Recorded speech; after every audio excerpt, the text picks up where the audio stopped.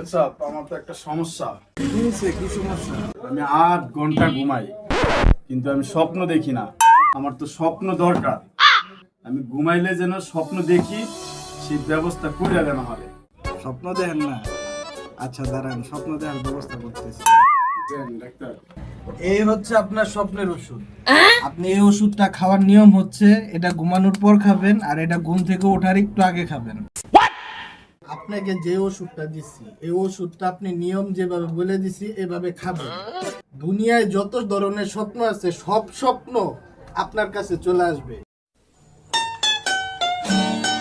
আপনি স্বপ্নে স্বপ্নে স্বপ্ন দেখতে দেখতে পাগল হয়ে তারপরে আবার আমার কাছে চলে আসবে। ये सब क्या देखना पड़ रहा है।